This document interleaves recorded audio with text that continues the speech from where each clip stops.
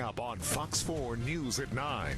Last week, towns were digging out from a blizzard, how they're preparing for the next big storm.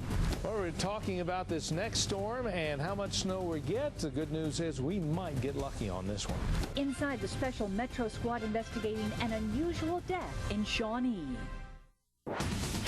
From the station that's working for you, you're watching Fox 4 News at 9.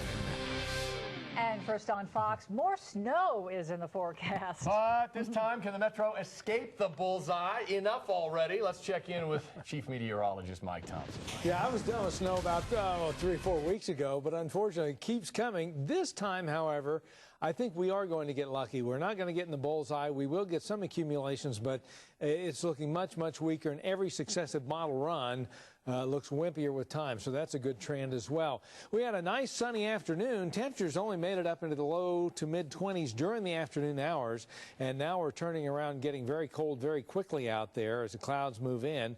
Looking to the northwest, you can see quite a bit of snow across western Nebraska, where they've already picked up over an inch, and that is inching slowly our way as the clouds thicken up in northwest Missouri and far northeast Kansas. We still have clear skies, though, and our current temperature is down to 13 degrees, already in the single digits just north of Kansas City, and we'll plunge into that range as well overnight tonight with a north breeze and the wind chills now at 1. So it gets cold out there. It doesn't take much moisture to produce some flurries, and we may see some before daybreak tomorrow, but any accumulations will hold off until later in the day. Still looking at highs at best around 10 degrees, a very cold Tuesday coming up. And I'll talk about the new model runs that are just now coming in. I'm kind of perusing those, and I'll have the latest on that in the forecast coming up, John. Okay. Thanks, Mike. Towns east of the Metro were hit hard with nearly 12 feet of snow during last week's blizzard. This time, it'll be southwest cities preparing for yet another winter storm. Fox 4's Meredith Haynes is in Ottawa with more on the city's plans for tomorrow's storm.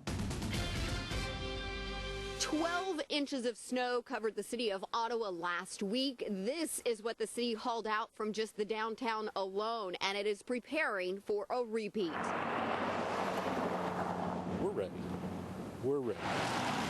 We will handle as many as what Mother Nature throws at us. The city of Ottawa dug out of last week's storm in just 2 days. 100 miles of streets cleared for drivers.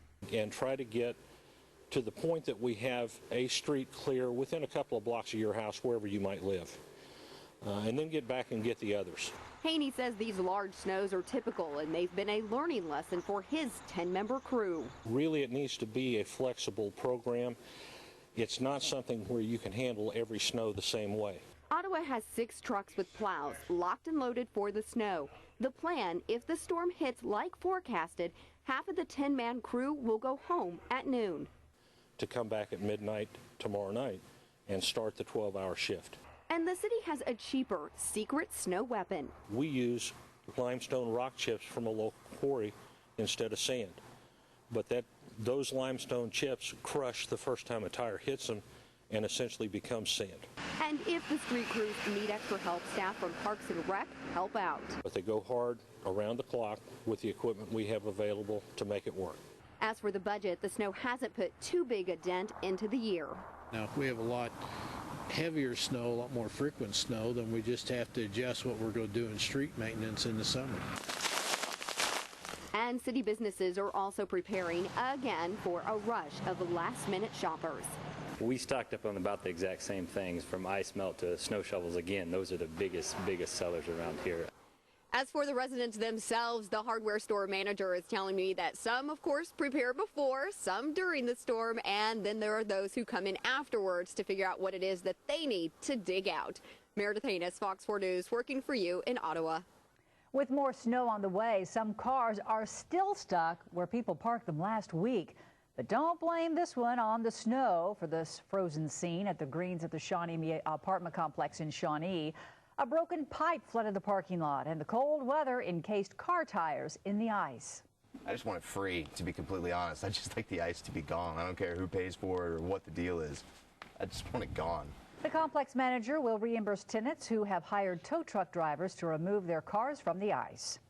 Bad news for the driver of this truck. That person didn't quite reach their destination after getting stuck under a railroad bridge. It happened at 12th and Elmwood, which is east of the Benton Curve. The accident didn't greatly impact traffic. Work on a van went horribly wrong today at an auto repair shop in Miriam. The van caught fire this afternoon at Hester Motors, injuring one person in the process. Firefighters have not yet released how much damage the fire did to the building itself. Investigation continues. Kansas City, Missouri police think the same group of suspects are responsible for some recent robberies. The chief posting surveillance video online today showing the robbery at Subway near 63rd and Troost yesterday. A similar robbery took place at the Circle K on Front Street. The clerk saw the men leave in a burgundy four-door car with a silver pinstripe on the side. Scheduling a funeral for a loved one is not easy, especially if you can't afford it. 56-year-old Teresa Wright died 2 weeks ago of a heart attack. Now her kids are trying to raise money to have a proper burial for her. Wright didn't have life insurance. Wright's family has braved the cold to solicit donations at the corner of 71 Highway and Blue Ridge Boulevard in Kansas City. She has 11 adopted kids and 2 biological kids, and over the years, Wright has cared for more than 400 foster children. They need $4,000 by tomorrow morning so that the funeral won't get postponed again. Right now, we have whatever we have in these tubs, and the 600 someone donated. That's pretty much all right now. If you would like to help, contact Operation Breakthrough. Let the organization know that you would like to donate to Teresa Wright's funeral. That number is 816-756-3511. He died last summer in Liberty, and 3 people face charges in his murder, but there is no closure for the victim's mom. Tonight, a Metro church and a community come together for moral support. That story new tonight on Fox 4 News at 10. Some good news tonight for a local neighborhood recently hit hard by foreclosures. This afternoon, federal and local officials joined Gladstone Mayor Les Smith for the unveiling of a newly renovated home. It's located at North Broadway and Northwest 61st Street in Gladstone.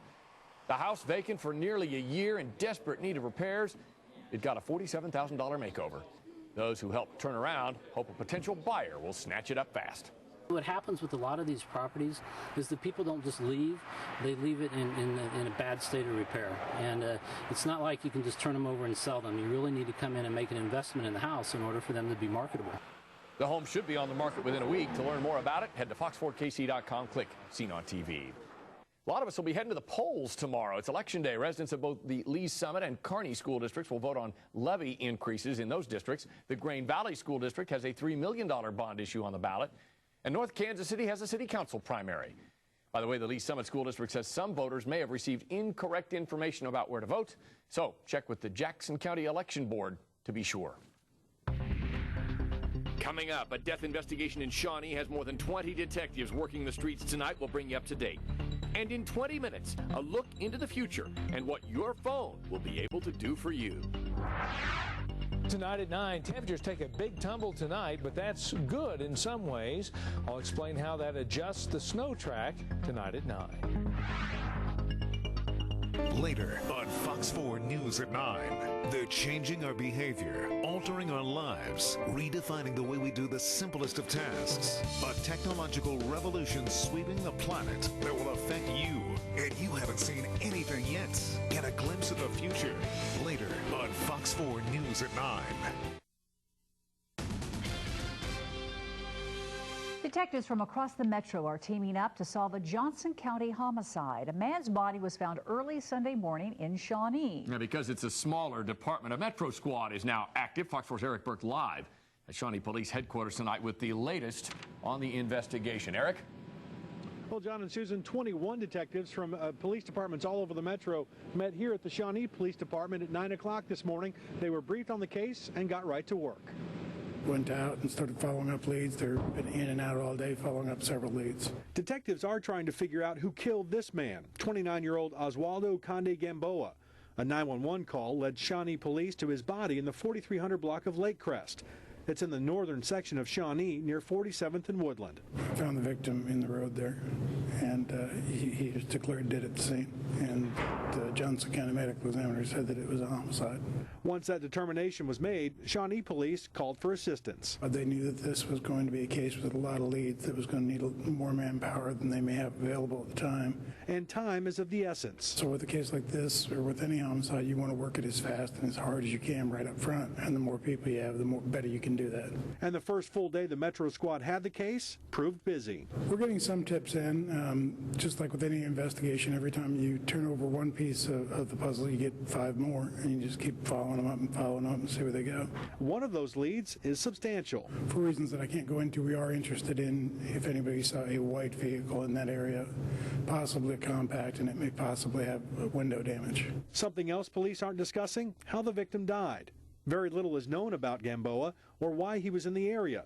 The Metro Squad released this picture, hoping to jar someone's memory.